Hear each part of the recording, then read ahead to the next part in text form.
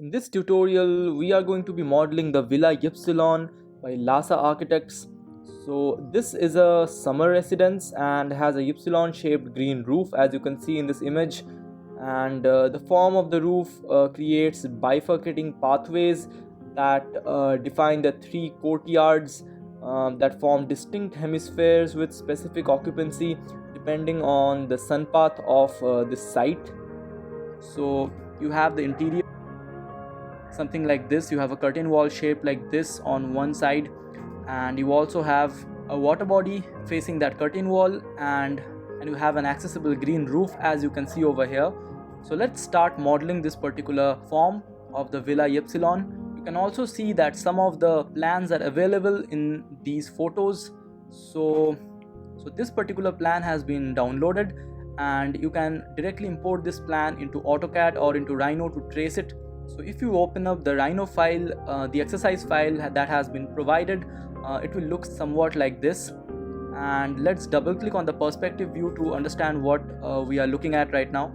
So if you pan it a little bit, you can see that you have the plan of the Ypsilon Villa, which was just shown, and what I have done is I have dragged it into the Rhino file, and I have scaled it up according to the scale given over here, which is 0 to 2.5 meters. I've scaled up this plan, and then I have traced it in Rhino itself.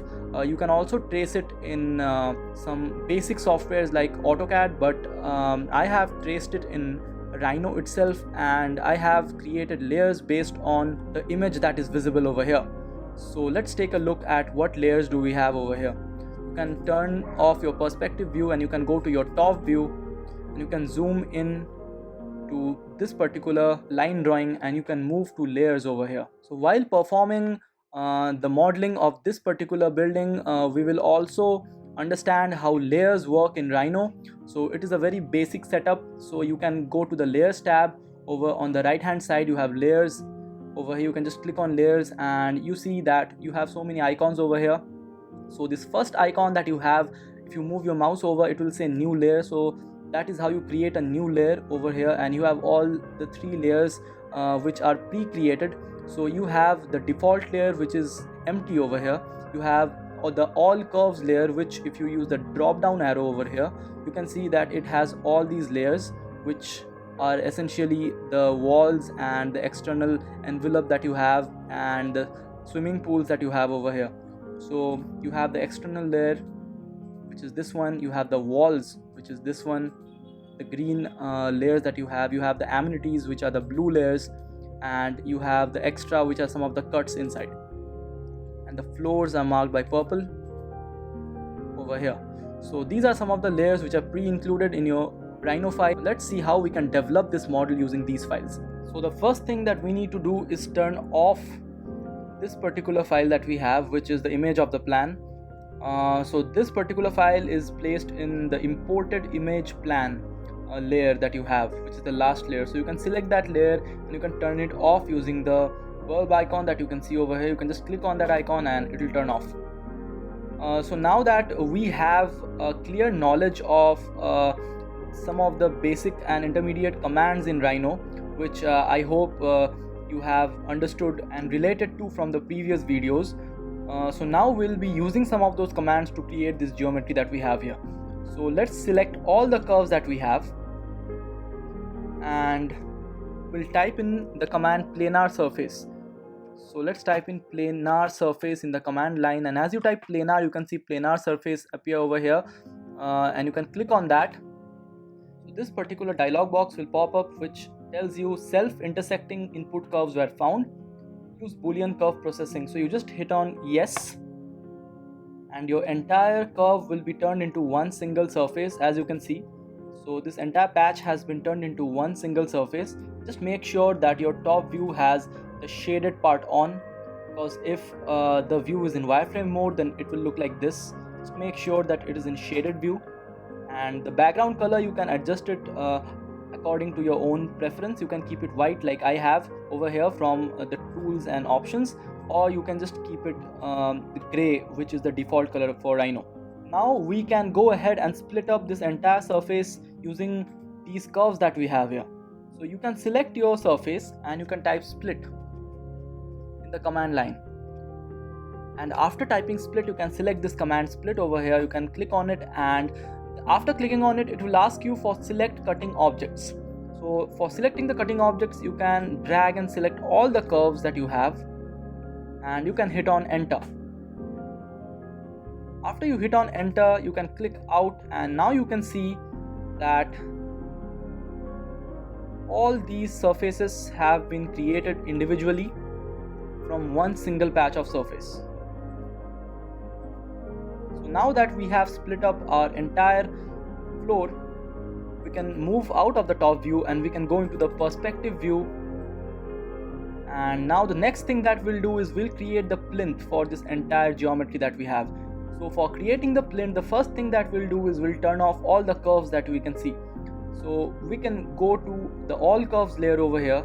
We can move all these layers back by clicking on a small arrow, and we can turn it off using the small bulb icon that you can see. Once all the curves are gone, you can select all of these surfaces and you can type extrude.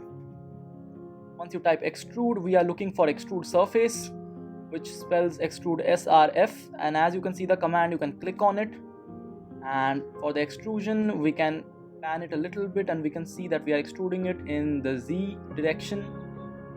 So the direction is automatically set to Z, you don't have to change it, just make sure that the solid is turned to yes.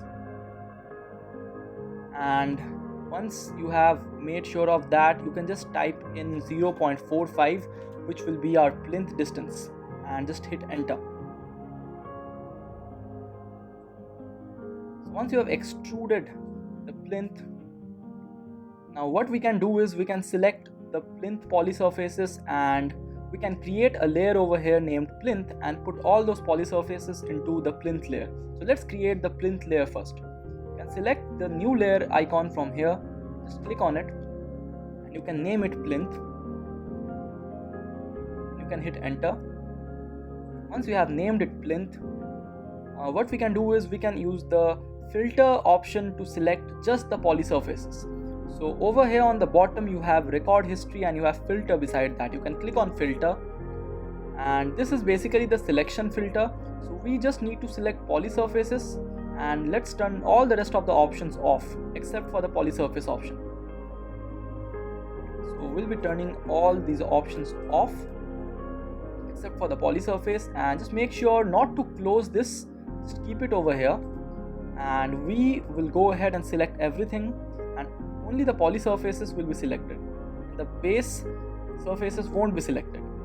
So now you can go ahead and turn off the filter, and to move these polysurfaces into the plinth layer, you can select your layer, you can double click on it, and you can turn the layer on like this. The tick will appear over here once you double click on it. Then you can right click and you can select this particular option which says change object layer. You can click on change object layer, and now you can click out, and now you can see that once you move back into your default layer by double clicking on it and you turn off plinth using the bulb icon, you can see that the plinth layer has been selected as these polysurfaces. So once you're done with that, now let's turn off the plinth layer and let's make another layer for all our base surfaces. So let's create another layer known as the base surfaces, and you can hit enter and you can select all these surfaces. You can right click on base surfaces and you can select change object layer. Now you can move to your default layer, you can turn base surfaces off and you can turn all the curves back on. So now that we have our plinth over here and we have all the base surfaces ready, now what we can do is we can move back into the top viewport and we can start creating some of the construction geometry that we will need to create the form of this particular building. Now in order to create the construction geometry, we need to understand something first. Let's turn on the imported image, the plan layer that we have, and take a look at the plan that we have. So you have a curtain wall over here on this face, and you have doors and windows on these particular faces, but they are essentially curved. So to achieve these kinds of geometry, what we'll do is we'll create a construction plane over here in this manner, and two more over here and over here. We can move to the default layer and make sure that it's turned on, and we can select the line shortcut from over here, and we can create a line ranging from this end of our wall, this particular end, and you can press enter. You can do the same on these two sides as well, and use this line shortcut over here, and you can create a single line from this end to this particular end. Let's do the same on this side as well.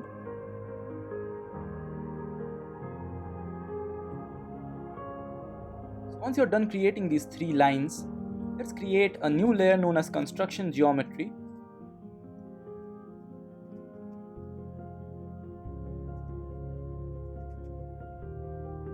Let's put all these curves. So you can select all the curves and you can move over to the construction geometry layer. You can right click on it and you can select change object layer from over here. Once you're done with that, now we will create normal planes from these points based on the construction lines that we just created. So let's do it for one side and understand what we are actually supposed to do. So in the all curves layer, if you turn it on and if you use the drop down icon to see all these layers, you can see that you have a layer named external, which is essentially this particular line.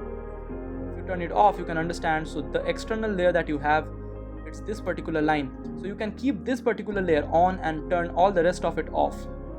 We can turn the walls off, the amenities off, the extra off, and the floors off. So once you have done that, now we can create lines based on the perpendicularity from this particular curved arc to this particular horizontal line. So let's try creating a perpendicular line between these two. So you can once again select line or the polyline shortcut from over here. You can make sure that all the object snaps are on the bottom over here, and you can zoom in and you can select point on this particular curve until unless it says mid. When it says mid, you can click and you can turn the ortho on the bottom from over here, and you can create a straight line like this. And once you're done, you can just press enter. So let's repeat the same process on this side and this side as well. You can choose the polyline shortcut and you can move your cursor over here until unless it says mid. You can create a perpendicular line like this, and once you move close to this particular line, you can see that the mouse cursor snaps once it says perp, which is short for perpendicular. So once it says perp, you can create your line up to here and press enter, and you can do the same for this side as well. You can select the polyline shortcut. You can move your mouse icon over to this line and stop until and unless it says perp or mid over here, and then you can click and create a perpendicular line up to this particular face, and once it says perp, you can click and press enter. So we have 3 perpendicular lines on each sides.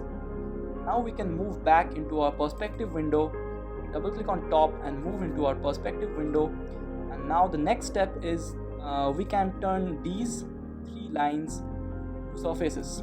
So we can select all of these 3 lines and we can type extrude,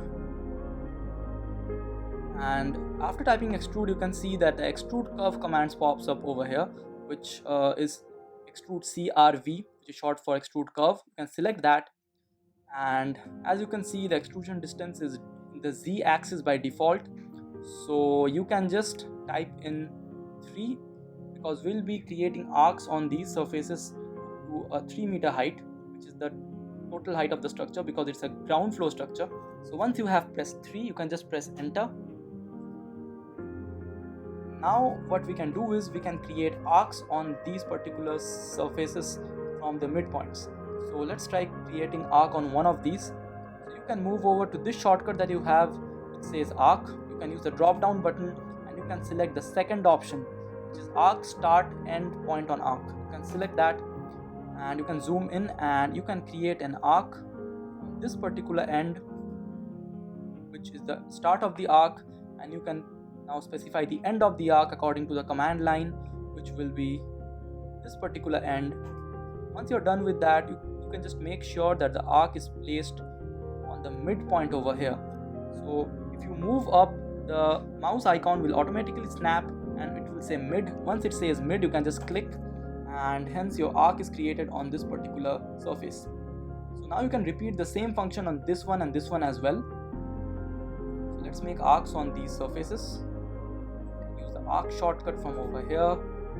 Select the start point and you can zoom in and select the end point.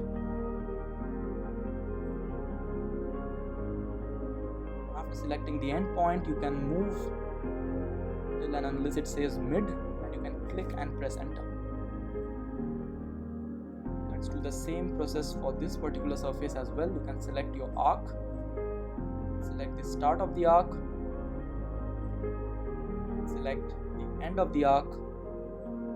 Now you can select the curvature of the arc, which will be up to this midpoint, and you can click, and now you'll be done with 3 arcs in 3 particular surfaces.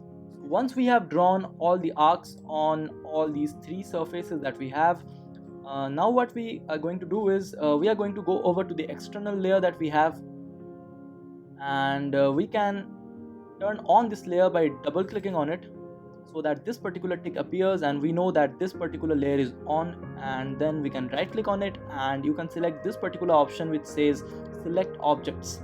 Select this. So once you do that, you can see that all the lines that we had on the external layer are selected, and now we can type in extrude on the command line, and once you do that, you can see the extrude curve option appears over here. You can click on that and you can extrude this over a distance of 4 meters. So you can just type in 4 and press enter. So now we will be projecting these curves onto these pinkish surfaces that we have. So in order to project this particular arc, you can select the arc and you can type in project and you can press enter. Then it will ask you to select the surfaces and the poly surfaces you want to project your curve onto, which will be this particular surface. But before selecting the surface, let's take a look at the direction, which is initially C plane Z.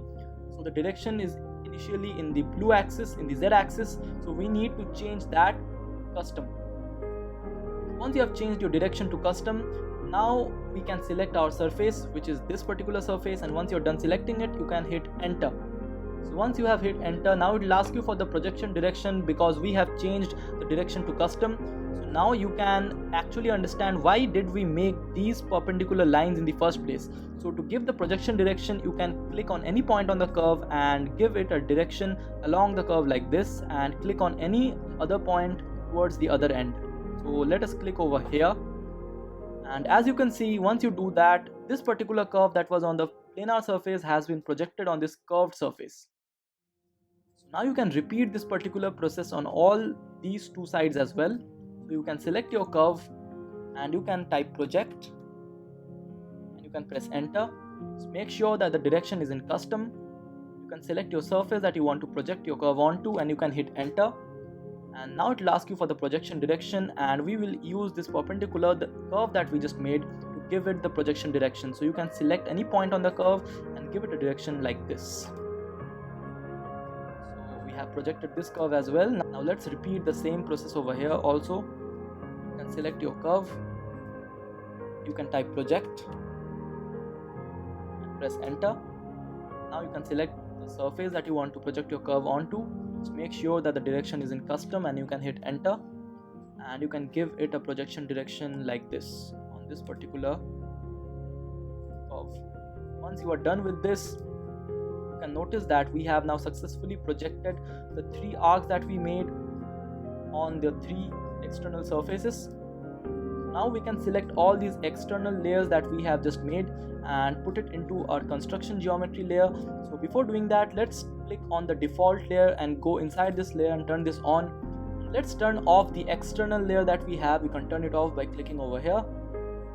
Now let's put all these geometries into our construction geometry layer, because we have used all this to construct the curves that we just projected. So you can select all of this and you can select your construction geometry, and you can right click on it and you can select change object layer. So once you're done with that, you can turn off the construction geometry as well. Now all of it will be gone. Now you can just turn on your external layer and you can just see the three surfaces with the three curves that we just made.